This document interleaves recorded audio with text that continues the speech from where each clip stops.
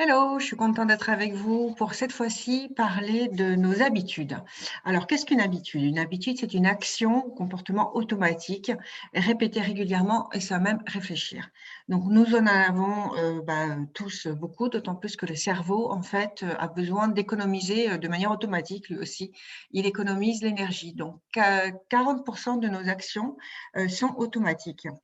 Alors, l'idée là, c'est de vous donner, voilà, cette prise de conscience, d'identifier vos habitudes. Parmi elles, il faut garder les bonnes, celles qui sont vertueuses et puis, les habitudes toxiques, néfastes, en prendre conscience et du coup les remplacer, les dégommer, les remplacer par de bonnes habitudes.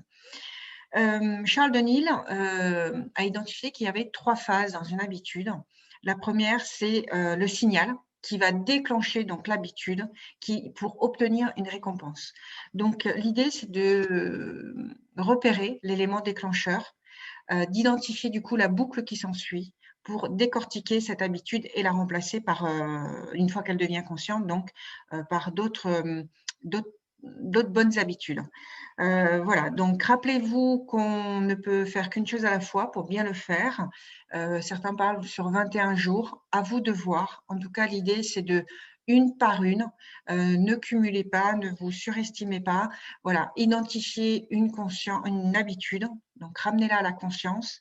Une fois que vous prenez conscience d'une mauvaise habitude, identifiez quel est le signal qui déclenche finalement l'habitude mauvaise, donc la routine qui vise à obtenir une récompense. Donc, identifier si c'est pour éviter une douleur, pour obtenir un plaisir, et puis vous décortiquer et vous remplacer par de bonnes habitudes.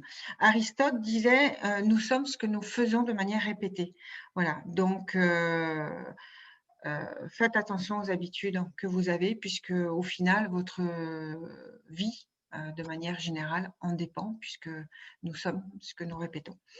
N'oubliez pas qu'il faut y aller par étapes. J'aime beaucoup la citation de Rinpoche. Les grandes transformations se font à petits pas. Pose une pierre chaque jour. N'abandonne jamais ta construction et l'édifice grandira. Combat le doute et la paresse. Tiens constamment ton esprit en éveil. Observe, comprends et aime. Aime-toi, aime la vie et va vers le meilleur parce que tu le mérites. Voilà.